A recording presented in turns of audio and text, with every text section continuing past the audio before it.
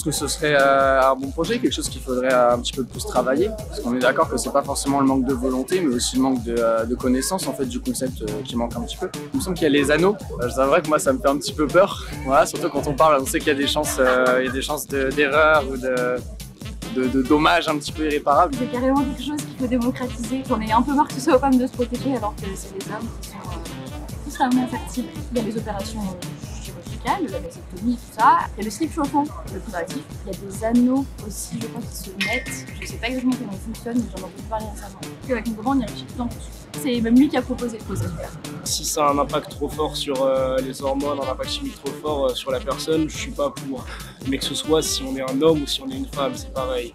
Une femme pour qui ça bouleverse ses hormones ou alors pour qui ça a des conséquences néfastes qui sont pas moindres, je pense qu'il faut éviter.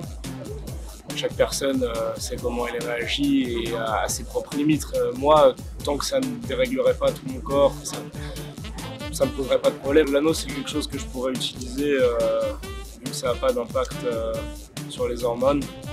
J'ai hâte que ce soit commercialisé, que ce soit en vente dans les pharmacies ou sur ordonnance, n'importe.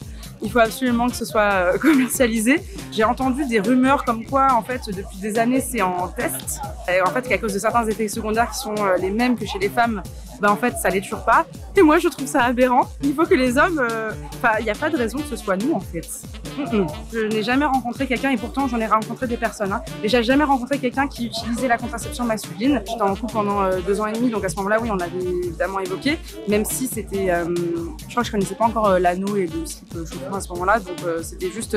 on espère qu'il y ait la contraception masculine, ce serait bien. Et la personne était chaude et elle m'avait dit que si les tests aboutissaient, bah, elle le prendrait. Je crois que j'avais vu des études comme quoi genre, les hommes étaient assez partagés dessus. Moi j'ai trouvé ça assez étonnant parce que dans mon entourage, on était très ouvert à ça. Je sais que ça existe, je pense pas tous les jours, c'est peu connu. Ma copine n'en a jamais parlé parce qu'elle prend un traitement en fait, pour une maladie qui fait office de pilule en même temps.